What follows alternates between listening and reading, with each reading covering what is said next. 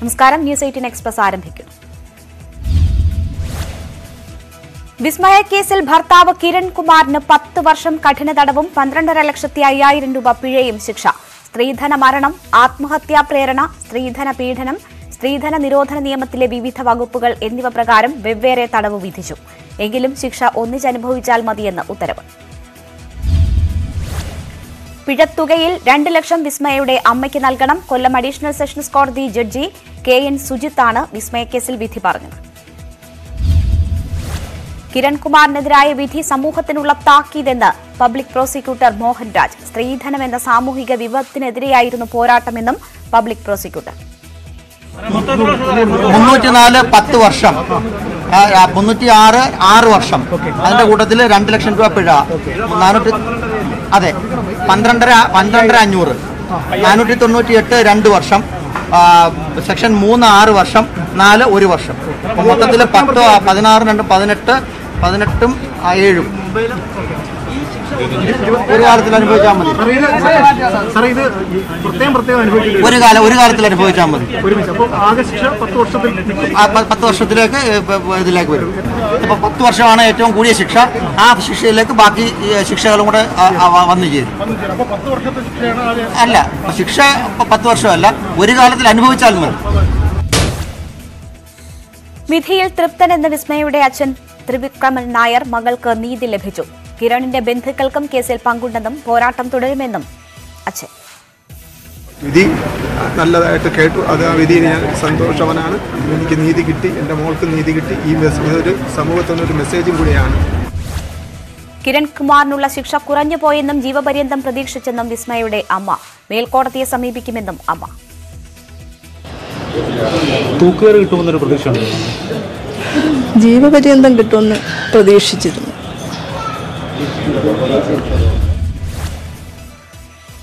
വിസ്മയ case വിധിയെ സ്വാഗതം ചെയ്ത് വനിതാ കമ്മീഷൻ. കേസിൽ കുറ്റമറ്റ രീതിയിൽ അന്വേഷണം നടത്തി. പോലീസ് കാട്ടിയ ജാഗ്രതയാണ് പ്രതിക്ക് ശിക്ഷ ഉറപ്പാക്കിയതെന്ന് അധ്യക്ഷ P. സതീദേവി. തീർച്ചയായിട്ടും ഇത് കേരളീയ സമൂഹത്തിന് ശക്തമായിട്ടുള്ളൊരു വാണിംഗ് ആണ്. നമ്മൾ വളരെയധികം പ്രബുദ്ധമാണ്, സാംസ്കാരികമായിട്ട് പ്രബുദ്ധമാണ് നമ്മുടെ നാട് എന്ന് അഭിമാനിക്കുമ്പോഴും സ്ത്രീധനത്തിന്റെ പേരിലും മറ്റും ഉണ്ടാവുന്ന പീഡനങ്ങൾ വലിയ രൂപത്തിൽ വർദ്ധിച്ചു വന്നുകൊണ്ടിരിക്കുന്നു എന്നുള്ളത് ഒരിക്കലും നമ്മുടെ സമൂഹത്തിന് അഭിലഷണീയമായിട്ടുള്ളൊരു കാര്യമല്ല. കേവലം ഉപഭോഗ വസ്തുക്കൾ മാത്രമായിട്ട് സ്ത്രീയെ കാണുന്ന, വിവാഹ കമ്പോളത്തിലെ വിൽപ്പന ചരക്കായിട്ട് മാത്രം സ്ത്രീയെ വീക്ഷിക്കുന്ന ആ വീക്ഷണഗതി മാറ്റിയെടുക്കുന്നതിന് വേണ്ടിയിട്ടുള്ള തുടക്കം കുറിക്കലാവട്ടെ ഈ കോടതി വിധി എന്നാണ് പ്രത്യാശിക്കുന്നത്. വിധിയിൽ പൊതുസമൂഹം തൃപ്തരെന്ന് വിശ്വസിക്കുന്നതായി വിസ്മയ കേസിലെ അന്വേഷണ ഉദ്യോഗസ്ഥൻ DYSP രാജ്കുമാർ. സ്ത്രീധന പീഡന നിരോധന നിയമം കോടതി കണ്ടെത്തുകയും പ്രതിയെ ശിക്ഷിക്കുകയും ചെയ്തത് സമൂഹത്തിനുള്ള നല്ല സന്ദേശമാണെന്നും രാജ്കുമാർ. സ്ത്രീധനത്തിനും സ്ത്രീ പീഡനത്തിനുമെതിരായ പോരാട്ടത്തിന് വിധി കരുത്തു പകരുമെന്ന് മന്ത്രി ആന്റണി രാജു. ഇത്തരം സംഭവങ്ങൾ സർക്കാർ ഉദ്യോഗസ്ഥരുടെ ഭാഗത്തു നിന്നുണ്ടായാൽ കിരണിനെതിരെ സ്വീകരിച്ചതിന് സമാനമായ നടപടി സ്വീകരിക്കുമെന്നും ആന്റണി രാജു.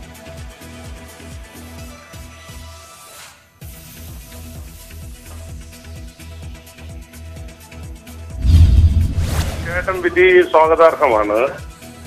സ്ത്രീധനത്തിനും സ്ത്രീ പീഡനത്തിനെതിരെയുമുള്ള പോരാട്ടത്തിന് കരുത്ത് പകരുന്നതാണ് ഈ വിധി. ഈ കേസിന്റെ ഒരു പ്രത്യേകത, ഒരു സർക്കാർ ഉദ്യോഗസ്ഥൻ ആദ്യമായി ജോലിയിൽ നിന്ന് പിരിച്ചുവിടപ്പെടുന്നതിനിടയാക്കിയ ഒരു കേസ് കൂടിയാണിത്.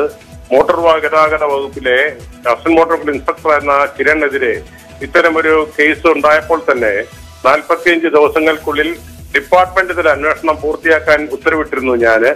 ആ ഉത്തരവിന്റെ അടിസ്ഥാനത്തിൽ 45 ദിവസം കൊണ്ടൊക്കെ അന്വേഷണം പൂർത്തിയാക്കുകയും 46-ാം ദിവസം സർവീസിൽ നിന്നും പിരിച്ചുവിട്ട ആദ്യത്തെ സംഭവത്തിനിടയായ ഒരു കേസാണിത്. അന്ന് അത്തരമൊരു പിരിച്ചുവിടൽ ഉത്തരവ് വാർത്താ സമ്മേളനത്തിൽ പറഞ്ഞപ്പോൾ എനിക്കെതിരെയും ഗവൺമെന്റിനെതിരെയും ചില മാധ്യമ സുഹൃത്തുക്കളും ചില രാഷ്ട്രീയക്കാരും ചില നിയമവിദഗ്ധരും വളരെ രൂക്ഷമായ എതിർപ്പ് അല്ലെങ്കിൽ ആക്ഷേപം ഉന്നയിക്കുകയുണ്ടായി. അവർക്കെല്ലാമുള്ള ചുട്ട മറുപടിയാണ് ഇന്നത്തെ ബഹുമാനപ്പെട്ട കോടതിയുടെ വിധി.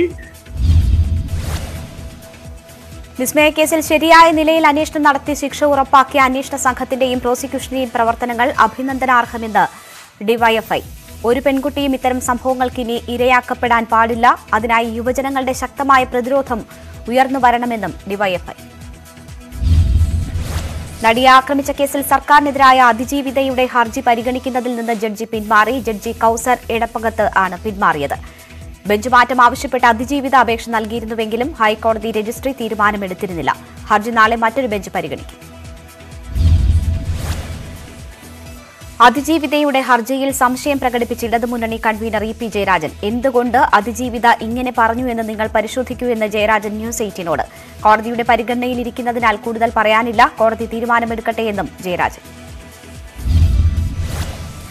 തുടക്കം മുതൽ അതിജീവിതയ്ക്ക് നീതി കിട്ടുന്നതിന് വേണ്ടി സർക്കാർ ഒപ്പമുണ്ടായിരുന്നുവെന്നും ഇ.പി. ജയരാജൻ. സ്ത്രീ സുരക്ഷയ്ക്ക് പ്രാധാന്യം നൽകുന്ന സർക്കാരാണ് കേരളം ഭരിക്കുന്നതെന്നും ഇടതുമുന്നണി കൺവീനർ. നടിയെ ആക്രമിച്ച കേസിലെ അതിജീവിതയെ ഇടതു നേതാക്കൾ അപമാനിക്കുന്നുവെന്ന് പ്രതിപക്ഷ നേതാവ് വി.ഡി. സതീശൻ. അന്വേഷണത്തിന്റെ ഫ്യൂസ് ഊരിയത് പ്രതിപക്ഷമല്ല സർക്കാരെന്നും വി.ഡി. സതീശൻ. നടിയെ ആക്രമിച്ച കേസിൽ സർക്കാർ ശക്തമായ നിലപാടെടുത്തുവെന്ന് വനിതാ കമ്മീഷൻ അധ്യക്ഷ. ആയതിനാലാണ് പ്രമുഖനായ പ്രതിക്കെതിരെ കേസെടുത്തതെന്നും പി. സതീദേവി. കോടതിയിലുള്ള കേസായതിനാൽ അഭിപ്രായം പറയുന്നില്ലെന്നും സതീദേവി. തെരഞ്ഞെടുപ്പിൽ വികസന രാഷ്ട്രീയമാണ് ചർച്ചയെന്ന് ഇ.പി. ജയരാജൻ. തെരഞ്ഞെടുപ്പ് പ്രചാരണങ്ങളെ വഴിതിരിച്ചുവിടാൻ ശ്രമം. എന്തും പറയുക എന്ന നിലപാടാണ് യു.ഡി.എഫിനെന്നും ഇ.പി. ജയരാജൻ. തൃക്കാക്കരയിൽ യു.ഡി.എഫ് ബി.ജെ.പി വോട്ട് കച്ചവടം എന്ന ആരോപണവുമായി ഇടതുമുന്നണി. വോട്ട് കച്ചവടത്തിന്റെ ഭാഗമായാണ് ഉമാ തോമസ് ബി.ജെ.പി ഓഫീസ് സന്ദർശിച്ചത്. ബി.ജെ.പി വോട്ടുകൾ കൂട്ടത്തോടെ യു.ഡി.എഫിന് മറിച്ചുകൊടുക്കാനാണ് ശ്രമമെന്നും കൺവീനർ ഇ.പി. ജയരാജൻ. ഇ.പി. ജയരാജന്റെ വോട്ട് കച്ചവട ആരോപണത്തിന് മറുപടിയില്ലെന്ന് വി.ഡി. സതീശൻ. വായ പോയ കോടാലിയാണ് ഇ.പി. ജയരാജൻ. ബി.ജെ.പി ഓഫീസിനൊപ്പം സി.പി.എം ഓഫീസിലും ഉമാ തോമസ് വോട്ട് അഭ്യർത്ഥിച്ച് കയറിയിരുന്നു. തെരഞ്ഞെടുപ്പ് പ്രചാരണത്തിന്റെ ഭാഗമായുള്ള സ്വാഭാവിക നടപടിയെന്നും സതീശൻ. ഇ.പി. ജയരാജന് മറുപടിയുമായി കെ. മുരളീധരൻ. നടിയെ വെച്ച് ആഘോഷിച്ചത് LDF അല്ലേ എന്ന് ചോദ്യം. നടി ഹർജി നൽകിയതിന് ഞങ്ങളെ കുറ്റപ്പെടുത്തുന്നതിൽ എന്ത് കാര്യം? മുഖ്യമന്ത്രി മുതൽ ജയരാജന് വരെ സമനില തെറ്റിയെന്ന് മുരളീധരൻ. മുഖ്യമന്ത്രി പിണറായി വിജയന് ഇന്ന് 77ാം പിറന്നാൾ. പിറന്നാൾ ദിനത്തിൽ തൃക്കാക്കര ഉപതെരഞ്ഞെടുപ്പ് പ്രചാരണത്തിന്റെ തിരക്കിലാണ് മുഖ്യമന്ത്രി. പ്രത്യേക ആഘോഷങ്ങളില്ലെന്ന് നേതൃത്വം. തൃക്കാക്കരയിലെ യു.ഡി.എഫ് സ്ഥാനാർത്ഥി ഉമാ തോമസിന്റെ നാമനിർദ്ദേശ പത്രിക സ്വീകരിക്കരുതെന്നാവശ്യപ്പെട്ട് സമർപ്പിച്ച ഹർജി ഹൈക്കോടതി തള്ളി. ഇത്തരം ഹർജികൾ തെരഞ്ഞെടുപ്പ് ഹർജികളായാണ് നൽകേണ്ടത്. നിലവിൽ നൽകിയിട്ടുള്ളത് റിട്ട് ഹർജി എന്നും ചൂണ്ടിക്കാട്ടിയാണ് ജസ്റ്റിസ് നഗരേഷ് ഹർജി തള്ളിയത്. പി.ടി. തോമസിനെ നിലപാടുകളുടെ രാജകുമാരൻ എന്ന് വിശേഷിപ്പിക്കുന്നവർ 2020യോടുള്ള പി.ടിയുടെ നിലപാടിൽ അഭിപ്രായം വ്യക്തമാക്കണമെന്ന് കെ.ബി. ഗണേഷ് കുമാർ എം.എൽ.എ. കാപഠ്യമാണ് കോൺഗ്രസ് നേതാക്കളുടെ മുഖമുദ്ര. ജോ ജോസഫ് വൻ ഭൂരിപക്ഷത്തിൽ ജയിക്കുമെന്നും ഗണേഷ് കുമാർ. പോപ്പുലർ ഫ്രണ്ട് റാലിയിൽ വിദ്വേഷ മുദ്രാവാക്യം വിളിച്ച കേസിൽ ഒരാൾ കസ്റ്റഡിയിൽ. മുദ്രാവാക്യം വിളിച്ച കുട്ടിയെ തോളിലേറ്റിയ ഈരാറ്റുപേട്ട സ്വദേശി അൻസാറിനെയാണ് കസ്റ്റഡിയിലെടുത്തത്. അറസ്റ്റിൽ പ്രതിഷേധിച്ച് പോപ്പുലർ ഫ്രണ്ട് പ്രവർത്തകർ ഈരാറ്റുപേട്ടയിൽ പ്രകടനം നടത്തി. പോപ്പുലർ ഫ്രണ്ട് റാലിക്കിടെ വിദ്വേഷ മുദ്രാവാക്യം വിളിച്ച കുട്ടിയെ തിരിച്ചറിഞ്ഞിട്ടില്ലെന്ന് ആലപ്പുഴ SP ജി ജയദേവ്. കുട്ടിയെ തിരിച്ചറിഞ്ഞാൽ മാതാപിതാക്കളെയും പ്രതി ചേർക്കുമെന്ന് ജില്ലാ പോലീസ് മേധാവി. ആലപ്പുഴയിൽ ഒരു കുട്ടി വിളിച്ച മുദ്രാവാക്യം പോപ്പുലർ ഫ്രണ്ടിന്റേതല്ലെന്ന് സംസ്ഥാന പ്രസിഡന്റ് മുഹമ്മദ് ബഷീർ. മുദ്രാവാക്യം പോപ്പുലർ ഫ്രണ്ടിന് യോജിക്കാൻ കഴിയാത്തത്. ഭാവിയിൽ ഇത്തരം പിഴവില്ലാതിരിക്കാൻ ശ്രദ്ധിക്കുമെന്ന് വിശദീകരണം. ബലാത്സംഗ കേസിൽ പ്രതിയായ നടൻ വിജയ് ബാബുവിനായി പോലീസ് ഇന്ന് റെഡ് കോർണർ നോട്ടീസ് പുറത്തിറക്കും. ജോർജിയയിലേക്ക് കടന്ന വിജയ് ബാബു ഇന്നലെ ദുബായിൽ തിരിച്ചെത്തിയിരുന്നു. പോലീസ് UAE എംബസിയുമായി ബന്ധപ്പെട്ട് നാട്ടിലെത്തിക്കാനുള്ള ശ്രമങ്ങൾ തുടങ്ങി. വിമാനത്താവളത്തിലെത്തിയാലുടൻ കസ്റ്റഡിയിലെടുക്കാനാണ് പോലീസ് തീരുമാനം. വിദ്വേഷ പ്രസംഗ കേസിൽ ജാമ്യം ലഭിച്ചതിന് പിന്നാലെ PC ജോർജ് ഈരാറ്റുപേട്ടയിലെ വസതിയിലെത്തി. ഇന്നലെ രാത്രിയാണ് ജോർജ് മടങ്ങിയെത്തിയത്. കോടതിയുടെ കർശന നിർദ്ദേശമുള്ളതിനാൽ മാധ്യമങ്ങളോട് പ്രതികരിക്കാൻ തയ്യാറല്ല എന്ന് ജോർജ്. പെരിന്തൽമണ്ണയിൽ പ്രവാസിയെ മർദ്ദിച്ചു കൊന്ന കേസിൽ മുഖ്യപ്രതി യഹിയ അറസ്റ്റിൽ. പെരിന്തൽമണ്ണ ആക്കപ്പറമ്പിൽ നിന്നാണ് ഇയാളെ പിടികൂടിയത്. സ്വർണ്ണക്കടത്ത് സംബന്ധിച്ച പ്രശ്നങ്ങളാണ് അബ്ദുൾ ജലീലിനെ തട്ടിക്കൊണ്ടുപോകുന്നതിലേക്കും പിന്നീട് മർദ്ദിച്ചു കൊല്ലുന്നതിലേക്കും വഴിവെച്ചത്. സംഭവത്തിൽ നേരിട്ട് പങ്കെടുത്ത 4 പ്രതികൾ വിദേശത്തേക്ക് കടന്നതായി പോലീസ്. ജിദ്ദയിൽ നിന്ന് ജലീലിന്റെ കൈവശം കൊടുത്തയച്ച 1 കിലോയോളം സ്വർണം കണ്ടെത്താൻ വേണ്ടിയായിരുന്നു മർദ്ദനം. സ്വർണം എവിടെയെന്ന് പറയും വരെ ജലീലിനെ മർദ്ദിക്കാൻ യഹിയ നിർദ്ദേശം നൽകിയെന്ന് പോലീസ്.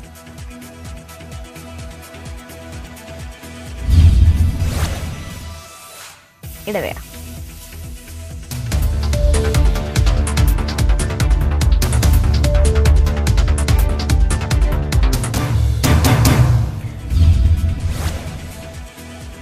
കോഴിക്കോട് സമാന്തര ടെലിഫോൺ എക്സ്ചേഞ്ച് കേസിൽ 1ഉം 3ഉം പ്രതികളെ വെറുതെ വിട്ടു. രണ്ടാം പ്രതി ഒളിവിൽ. 2005 രജിസ്റ്റർ ചെയ്ത കേസിലാണ് കോഴിക്കോട് ചീഫ് ജുഡീഷ്യൽ മജിസ്ട്രേറ്റ് കോടതിയുടെ വിധി. വരുമാന വർധനയ്ക്കായി ജീവനക്കാർക്ക് എല്ലാ ദിവസവും ഡ്യൂട്ടി ഉറപ്പാക്കാൻ പ്രത്യേക നിർദ്ദേശവുമായി KSRTC. യാത്രക്കാർ കൂടുതൽ ഉള്ള രാവിലെ 4 മണിക്കൂർ, വൈകിട്ട് 4 മണിക്കൂർ എന്ന രീതിയിൽ ഡ്യൂട്ടി ക്രമീകരിക്കും. ഉച്ചയ്ക്ക് വിശ്രമം അനുവദിക്കും. അധികമായി ഡിപ്പോയിൽ ചെലവഴിക്കുന്ന സമയം മണിക്കൂർ 75 രൂപ വീതം അലവൻസ് നൽകാനും ഉത്തരവ്. ദിവസവും 8 കോടി രൂപ കളക്ഷൻ ലഭിക്കുക എന്ന ലക്ഷ്യത്തിൽ KSRTC കൂടുതൽ സർവീസും നടത്തും. കൂടുതൽ ബസ്സുകൾ ഡിപ്പോകൾക്ക് നൽകും. എല്ലാ ദിവസവും ഡ്യൂട്ടിക്ക് എത്തണമെന്ന നിർദ്ദേശം തൊഴിലാളി സംഘടനകളുടെ എതിർപ്പിന് കാരണമായി.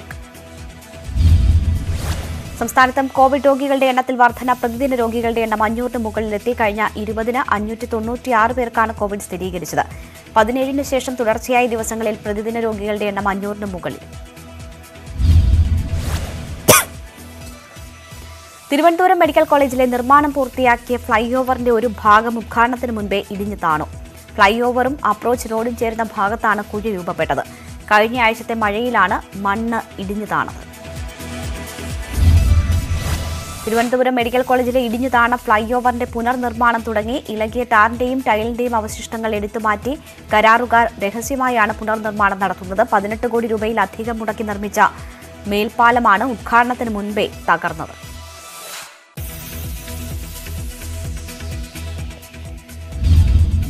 ഫ്ളൈ ഓവർ നിർമ്മാണത്തിൽ അഴിമതി ആരോപിച്ച് യൂത്ത് കോൺഗ്രസും BJPയും പ്രതിഷേധ പ്രകടനം നടത്തി. റീത്ത് സ്ഥാപിച്ചായിരുന്നു യൂത്ത് കോൺഗ്രസ് പ്രവർത്തകരുടെ പ്രതിഷേധം. ഫ്ളൈ ഓവർ നിർമ്മാണത്തിലെ അഴിമതിയാണ് അപ്രോച്ച് റോഡ് തകരാൻ കാരണമെന്ന് പ്രവർത്തകർ. ആലപ്പുഴ ജില്ലയിലെ വീയപുരം കൃഷിഭവന് കീഴിൽ ചെക്കാമയിക്കേരി പാടശേഖരത്തിൽ മടവീഴ്ച. കൊയ്ത്തുകഴിഞ്ഞ നെല്ല് വെള്ളത്തിലായി. കർഷകർ ദുരിതത്തിൽ. തിരുവനന്തപുരം പൂവച്ചൽ പഞ്ചായത്തിലെ കുഴയ്ക്കാട് LP സ്കൂൾ കെട്ടിടത്തിന്റെ സീലിംഗ് അടർന്നു വീണു. പുതുതായി നിർമ്മിച്ച കെട്ടിടത്തിന്റെ സീലിംഗാണ് തകർന്നത്. നിർമ്മാണ ഘട്ടത്തിൽ തന്നെ അപാകത പഞ്ചായത്ത് സെക്രട്ടറിയെയും പ്രസിഡന്റിനെയും അറിയിച്ചിട്ട് നടപടിയുണ്ടായില്ല എന്ന ആരോപണം. വടക്കൻ ജില്ലകളിലെ പട്ടികജാതി പട്ടികവർഗ വിദ്യാർത്ഥികളുടെ ഡാറ്റ എൻട്രി പരിശീലനം പുനരാരംഭിക്കാൻ നടപടിയായില്ല. കോഴിക്കോട് ഈസ്റ്റ് ഹില്ലിലുള്ള പ്രീ മെട്രിക് എക്സാമിനേഷൻ സെന്ററിലാണ് അധ്യാപകരില്ലാത്തതിനാൽ കമ്പ്യൂട്ടർ വിദ്യാഭ്യാസം നിലച്ചത്. പരിശീലനം നിലച്ചിട്ട് 3 വർഷം പിന്നിട്ടു. ലക്ഷദ്വീപിനോടുള്ള കേന്ദ്ര സർക്കാർ അവഗണന ഹജ്ജ് തീർത്ഥാടകരോടും തുടരുന്നതായി ആരോപണം.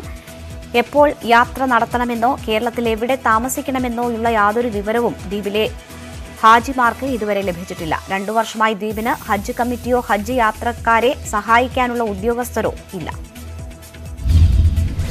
മുട്ടിൽ മരം കൊള്ളക്കേസിൽ കൽപ്പറ്റ ഫ്ലൈയിംഗ് സ്ക്വാഡ് റേഞ്ച് ഓഫീസറായിരുന്ന പത്മനാഭനെതിരെ അന്വേഷണ റിപ്പോർട്ട്. പ്രതികൾക്ക് വേണ്ടി പത്മനാഭൻ ഒത്തുകളിച്ചെന്ന് ചീഫ് ഫോറസ്റ്റ് കൺസർവേറ്റർ റിപ്പോർട്ട് നൽകി. മുട്ടിൽ കേസിലെ പ്രതികളുമായി നിരന്തരം ഫോണിൽ ബന്ധപ്പെട്ടിരുന്നതായും കണ്ടെത്തൽ. സംസ്ഥാനത്ത് രണ്ടാം വിള നെല്ല് സംഭരണത്തിൽ കർഷകർക്ക് നൽകാനുള്ളത് 600 കോടിയിലേറെ രൂപ. നെല്ല് സംഭരിച്ചാൽ 10 ദിവസത്തിനകം പണം നൽകുമെന്ന് സർക്കാർ വ്യക്തമാക്കിയിരുന്നു. എന്നാൽ പണം ലഭിക്കാൻ കാത്തിരിക്കേണ്ട അവസ്ഥയെന്ന് കർഷകർ. ആലപ്പുഴയിലും പാലക്കാടുമാണ് ഏറ്റവും കൂടുതൽ തുക നൽകാനുള്ളത്. നികുതി വെട്ടിപ്പിൽ സംസ്ഥാനത്ത് കഴിഞ്ഞ വർഷം 17,262 കേസുകൾ എടുത്തതായി ചരക്ക് സേവന നികുതി വകുപ്പ് ഇന്റലിജൻസ് വിഭാഗം. നികുതിയും പിഴയുമായി 79.48 കോടി രൂപ ഈടാക്കി. പരിശോധനകൾ തുടരുമെന്ന് അധികൃതർ. ഏറ്റവും ജനപ്രീതിയുള്ള നേതാവ് തമിഴ്നാട് മുഖ്യമന്ത്രി MK സ്റ്റാലിൻ എന്ന അഭിപ്രായ സർവേ. 1 വർഷം മുൻപ് തെരഞ്ഞെടുപ്പ് നടന്ന സംസ്ഥാനങ്ങളിലാണ് സർവേ നടത്തിയത്. തമിഴ്നാടിന് പുറമെ കേരളം, പുതുച്ചേരി, ബംഗാൾ, അസം എന്നീ സംസ്ഥാനങ്ങളിലാണ് സീ വോട്ടർ സർവേ നടത്തിയത്. സീ വോട്ടർ സർവേയിൽ ഏറ്റവും അറിയപ്പെടുന്ന നേതാക്കളിൽ പിണറായി വിജയൻ മുന്നിൽ. പിണറായിക്കൊപ്പം അസം മുഖ്യമന്ത്രി ഹിമന്ത ബിശ്വ ശർമ്മയും 1ാം സ്ഥാനത്തുണ്ട്. ജനപ്രീതിയിൽ പിണറായി വിജയന് ലഭിച്ചത് 41% പേരുടെ പിന്തുണ. യുക്രൈൻ യുദ്ധം ചരിത്രത്തിലെ ഇരുണ്ട ഏടെന്ന് ജോ ബൈഡൻ. ക്വാഡ് ഉച്ചകോടിയിൽ സംസാരിക്കുകയായിരുന്നു അദ്ദേഹം. യുദ്ധം ആഗോളതലത്തിൽ ബാധിക്കുന്നുവെന്നും അന്താരാഷ്ട്ര തലത്തിൽ സമാധാനം നിലനിർത്തേണ്ടതിന്റെ പ്രാധാന്യം ഉയർത്തിക്കാട്ടുന്നുവെന്നും ബൈഡൻ. മങ്കിപോക്സ് നിയന്ത്രണ വിധേയമെന്ന് ലോകാരോഗ്യ സംഘടന. 100ഓളം കേസുകൾ ഇതിനകം റിപ്പോർട്ട് ചെയ്യപ്പെട്ടിട്ടുണ്ട്. ആഫ്രിക്കയ്ക്ക് പുറമെ 16 രാജ്യങ്ങളിലാണ് രോഗബാധ സ്ഥിരീകരിച്ചത്. ബ്രസീലിലെ ആമസോൺ മഴക്കാടുകളിൽ വെള്ളപ്പൊക്കം ഉയർന്നുകൊണ്ടിരിക്കുന്ന ജലനിരപ്പിൽ ലക്ഷക്കണക്കിന് ആളുകൾ ദുരിതത്തിൽ. തുടർച്ചയായ 2ാം വർഷമാണ് ലാനിന പ്രതിഭാസത്തിന്റെ ഭാഗമായി വെള്ളപ്പൊക്കമുണ്ടാകുന്നത്. News 18 express പൂർണ്ണമാകും.